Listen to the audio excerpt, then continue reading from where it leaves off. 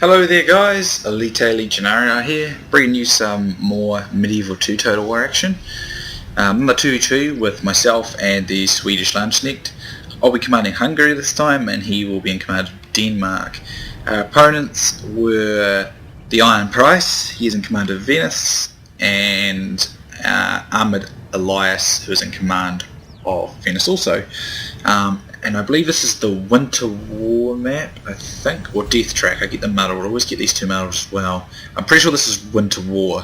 It's the map that's got the road running up the centre but the two sides here, so it often becomes quite a good skirmish map or missile duel because people don't often want to rush it. Attacking on this map has proven in times for many players to be quite difficult simply because the way the terrain features. But anyway, my army consists of, I have 4 units of crossbowmen, not Pubby's crossbowmen, just regular crossbowmen, so they're not quite as good, but they're still handy. But I've got 3 units of Pubby's spearmen screening them. This is a unique unit to Hungary, and I rather like it. Very useful spear unit, pretty cheap, pretty effective. It can be used to screen units like what I'm doing here, or it can be used to help a cavalry fight. It's pretty useful. My infantry consists of dismounted feudal knights. I believe I have 5. Dismounted, well, there's price right there. Asked me to do a siege. Well, I cannot do that at the moment while I'm commentating, but I might do that maybe.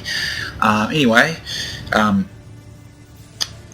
there's 5 units of feudal knights. Now when you use Hungary, their chivalric knights are not as good as other chivalric knights, so use feudal knights because they're actually better for Hungary. It's a bit strange, but it seems to be the case. Just for the fun of it, I bought 2 units of battlefield assassins. I wouldn't really recommend bringing these guys. They are good, but they're in low numbers, but they can be kind of fun and handy. They're not quite as good as Hashashim in my opinion, but they're close. I'll bring them more for the fun of them, to be honest, just for a change. Then I've got 2 Royal Bandarium, 2 Hussars, and a General's Bodyguard. I always use a mixed force of Royal Bandarium and Hussars when I play Hungary, because Hussars are very sort of multi-role. It says it's a light cav, but it's more medium heavy cav. It's much like similar, probably not quite as good, but very similar to Stratiots and some of those sort of other light, medium, heavy cav, sort of mixture type cav. It's pretty good at charging, it's pretty good at melee, it's quite quick around the field, it's very useful, very good piece of cavalry. Kind of like the Alien light cav too, very good. Of course the Royal Bandarium are the real hard, heavy hitters, and when you mix these two together it makes for a very good combination. Checking out Swede's army, we have 4 units of crossbowmen just like me, and he's got some spear militia, probably another one in here but I can't see it because of the woods. He's got some Huskarls, so 2 Huskarls, 2 Norse War Clerics, and a General's Bodyguard. Norse War Clerics are superb cavalry. They don't have a lance, however they still seem to do quite a bit of damage on the charge. It must just be the momentum of the knights, but they're absolutely excellent in a melee grind down fight. Very good melee defense, and they've got the armor piercing mace. It's a superb melee piece of cavalry for Medieval 2. Great in a grinding melee fight. Hussars have got the axe, so they've got armor piercing as well. They're not as good, but they're still quite capable in the support role, so it's got a good combination of cav there. His infantry, he's got, let's see, 3 Viking Raiders, dismounted Viking Raiders, and, no wait, Viking Raiders don't have a mounted unit, my bad, dismounted, 2 dismounted Huskarls and 2 Viking Raiders. Viking Raiders are superb as well. Light infantry, best light infantry in the game if you ask me. Armor piercing, get upgrades all the way up to gold defense. Very useful, and I generally always use them when I use Denmark, and I'm pretty sure Swedes does as well. Then he's got 5 dismounted feudal knights and 4 dismounted feudal knights and a chivalric knight, so excellent heavy infantry corps as well. So let's just unpause it. I'll quickly outline these guys' forces. The Iron Price, he's got 5 units of musketeers, then he's got 3 units of pike militia. Then he's got 2 Stratiots, 2 Knights Hospitaller, a pretty typical build there of cav, General's Bodyguard, and then 4 Venetian Heavy Infantry and 2 Feudal Knights, a very solid army there. It's going to be, well, this terrain can be a wee bit tricky for musketeers, but if the person who's got, the other guy up here who's got the high hill up here, Alias, has got a really good position for his musketeers. This side always works well for them. His army is 3 of those musketeers, then he's got some pike militia, believe. It's 2 light militia, and it looks like 2 puppies crossbones. So pretty big skirmish corps there. 4 Venetian heavy infantry, always superb. 4 dismounted broken lancers. These guys are pretty good, but the morale is not as good as feudal knights, so they don't last as long. But they are pretty solid heavy infantry, and supported by Venetian heavy infantry. They do very well. Personally, if I were him, I just would have got more Venetian heavy infantry, or I would have gone with feudal knights. But sometimes it's fun to bring some use just for the sake of it. Then he's got 2 Knights Templars and a General's Bodyguard and 2 Stradios. He would have been better to go with Hospitallers just because they outclass Templars. They can get an extra melee defense, and they just do better. It's as simple as that. So Price is going to rush here, so I decide while he's getting his muskets in position before he can shoot me that I will have a quick charge. He does get, I think, 1 volley off. I probably will get a couple of his guys here, but his pikes are here, however, they're not down. So I'm going to get a few extra kills, and I'll get the same thing going on over here. But he was just quick enough to get his pikes through, and of course the Stradiots coming in. I do not want to stay in that kind of fight. Over here, I try and catch his Stradiots out here with my general. My Lancers didn't go down that time though, which was very frustrating. But this has kind of disrupted Price quite a bit, and as Cav's quite isolated, so I'm going to go after his 2 Hospitallers here. However, the way he kind of got through here allowed him to get the high ground, and then his Stradiot's going to come and support him. And as you can see, they thunder in there really fast. But I'm fortunate that I'm close to my lines of support here. But because he kind of got me in the gully here with some of these Royal Bandarium, it works out quite well. However, I did get the high ground over here with these ones. However, interestingly enough, it appeared to be losing there. But yeah, interesting they're losing there actually. I think the Stradiots make a big difference. Here comes his General's Bodyguard. Apparently my General just died, but I've got reserves to my Hussars and stuff. But I believe it just turns out to be a bit of a tussle here, probably in his favour, interestingly enough. Yeah, probably in his favour. He got killed more on my high quality cav, and I think he actually routed one of these Bandariums, so he kind of got me in that gully there. But it was probably a more favourable situation for me, to be honest, but he ended up in that gully. Over here, I believe Swedes has been causing running disruption and trying to catch out some of these Stradiots. He has to be very careful though, because his Hussars will get destroyed by Stradiots, more likely. We're just skirmishing away here, getting shots off.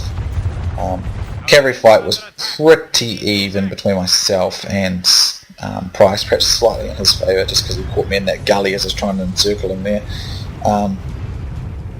Over here, these Swedes took a cavalry fight with these Templars, which will get thrashed by the Norse war clerics in a melee fight. However, I think he's outnumbered because the General's Bodyguard's in here, I think. Here we see armoured Elias he goes quite far ahead of Price. Price should have started moving up here to support him, because what I'm going to do here is send my Hussars through to start getting hammer and anvils here, because Swedes is hung up in fights and he can't really free himself up. So I'm going to go after as much infantry as I can. So I'm going to go after this Venetian heavy infantry, because I know these Danish troops are going to lose to them in a protracted melee. So this unit gets routed. I've got to quickly get out of here before I get caught myself though. I'll bring some more cav in over here, and all I'm doing is getting my cav over here to counter Price's cav, and I'm just skirmishing with him. I will lose a skirmish in the long term, but it doesn't really matter because we're basically destroying armoured Alias-Venetian troops here. I bring my Hussars into the flank of these Knights Templars here, which surprisingly held out for a very long time. I think they did have a bit of numerical superiority for a while, but this is going to destroy them, trapped between myself and Swedes cav. Got to run the rest, keep running recharges, and as you see, it's just mass routed between his infantry and my cavalry with mass routed armoured Elias's infantry. Price was trying to skirmish with his musketeers for longer, which is understandable, but in this situation he should have abandoned that and just got into the fight. Otherwise his ally was going to get destroyed, which is what has happened. So we've destroyed armoured Elias, and now we're going to turn to basically fight off these musketeers. Now these musketeers are not doing that great, simply because the terrain is, as you can see, he's getting a few kills, but you know, if the terrain's a bit like this and a bit, you know, line of sight's not great, you will find they don't do quite as well. So you have to be kind of careful when you use musketeers that you've got line of sight. So some of the maps can be a little more tricky to use. At this stage, my crossbowmen were being a wee bit glitchy at this stage, but we've basically, me and Swedes have kind of worked piecemeal here. But Armoured Elias has still got all his skirmishing units, so he could still be very dangerous against Price, because Price is definitely no slouch at this game, so we have to be careful. But Sweden's going to kind of move into position. We're going to focus fire for the most part on Price. I believe. Let's see. I still got a full Bandarian basically in my general's bodyguard. They're pretty heavily weakened Bandarian out here, but I've still got my Hussars somewhere. I think. At least I thought I did. I'm sure I have them somewhere. Yeah, here they are, back here. So they're still in good numbers. They've been really effective this fight. So here he charges through. He actually charges straight through. He does get into my infantry here, but it's going to do a bunch of damage. But it's going to trap his 2 Stratiots. And Stratiots are not super powerful charges, so that was getting in there wasn't a bad idea.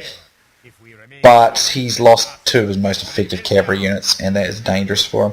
I'm going to pull this raw Magnus bodyguard out so I can in turn charge some of his infantry over here, and that will do quite a significant amount of damage. As you can see, it took that unit all the way down to 34, and I'm going to pull my infantry in here. He does rout some of my spearmen as my meat shield.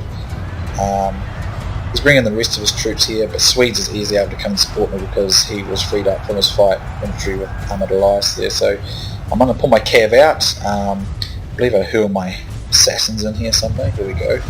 Lead them into the remainder of his infantry, and they should be able to mop them up pretty nicely. I'm now behind his lines, and I should be able to tear through them pretty nicely. Those Venetian heavy infantry did tear up some of my guys pretty quickly, but it won't be too disastrous. As you can see, getting some nice rear charges here and just going to thin them out steadily, piece by piece. As you can see, just nice close-ups here. So we were planning to be aggressive, but they kind of attacked piecemeal, and that made this much easier than it otherwise would have been, because we were probably disadvantaged because they had better skirmish on a map. They can be tricky to rush on. I pull my cav through here, get rid of some of these remaining Venetian units over here. So as you can see, my knights they're doing pretty well at the moment, but they could still take some nasty damage from these Venetian heavy infantry. But getting some nice rear charges with my cav, and of course Swedes is supporting me as well, seeing as we were able to get rid of one player's army quickly, and that allows us to kind of tag team our opponents and destroy them. These muskets and units are still all here, so at this stage I've got my knights and various units moving around their flanks. We're going to try and get rid of some of these pikes, see if we can get a rout going here in mass. Here come the assassins, the battlefield assassins. Get them into the flank of these muskets and pikemen. They should do pretty good. As you can see, some nice close-ups there. And I'm going to rush the rest of my infantry here. Probably should have gone to loose formation to avoid the morale damage we'll probably get, but we're going to get behind him anyway, so he's going to take some pretty nasty losses, and I think he admits defeat in a moment anyway, now that we've mass routed the rest of his force. So get my cav into the flank of his guys here. It's going to be pretty nasty. As you can see, yeah, he starts getting mass routed once we get our knights, and then he just admits defeat. So that is Price out of this particular scrap. And we'll just basically go in a moment and get rid of the last missile units of Armoured Elias. He might even admit defeat, I can't actually remember, it was a while ago. But the key was in this fight that they actually had skirmish advantage with those muskets, so they shouldn't have bothered rushing us with that build on this map. They should have just shot us up, thinned us out, and that sort of thing. But they came over, and they came over one at a time basically, and we were able to basically destroy them piece by piece, and that made this fight a lot easier than it otherwise would have been. They did really have the advantage. They had faction advantage because Venice is better than both Hungary and Denmark, and they had the skirmish advantage. And I mean, I probably had cavalry advantage slightly, but I wouldn't say Swedes did, because well, Norse-War clerics are very good, so hard to say. We possibly had a slight cavalry advantage, but I mean, you can never underestimate Stratiots, but they only had 4 of them. As you can see, I'm bringing my cav around the flank here, what's left of them, and we're going to basically try and just get rid of this last lot of Armoured Elias's forces. And Swedes brings his guys in. and I believe I'm going to send my guys in here, and we get a nice route going all around the board pretty much, and we're bringing our infantry in as well. Race to see who gets up here. We quite often fly on this map. I always go to choose Death Track, or is it Winter? Oh, I think this is Winter War, and I always want to choose Death Track for some reason. I always end up choosing the wrong damn one because I get muddled.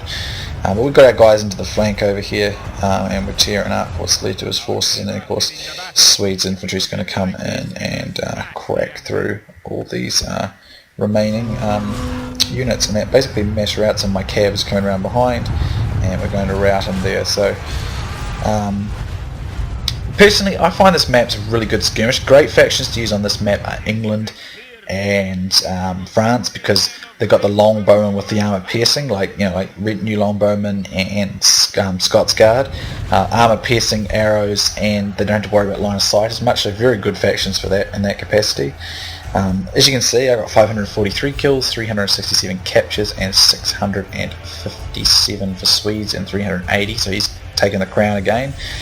Price has done very well though, 643 with 84, but Armoured Elias was a wee bit reckless on his attack there. I think went too early, and he only got 495 and lost his army. Price, when that happened, I think Price should have gone in and supported him. Otherwise, and if he'd done that, that would have been much harder, but he didn't, and I think, I don't know, maybe the communication wasn't so good, but it's clearly an example of kind of attacking a piecemeal, and we were able to knock each player out at our own leisure.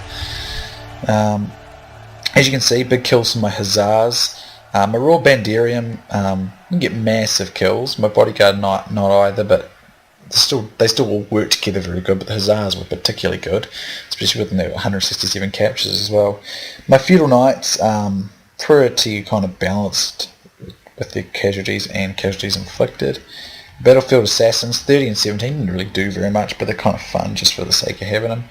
The Crossbowmen, they didn't really do that great, and the Puffy Spearmen, they got routed pretty quickly by those Venetian heavy infantry. So mostly about the Hussars and cavalry, which is what I expected. But it was a superb game, and another very good 2v2 for me and Swede. So I will link Swede's channel, of course, in the description. Be sure to drop by his channel and have a look. And that's all I've got at the moment. I'll be bringing you some more Medieval 2 soon, so I'll see you soon next time.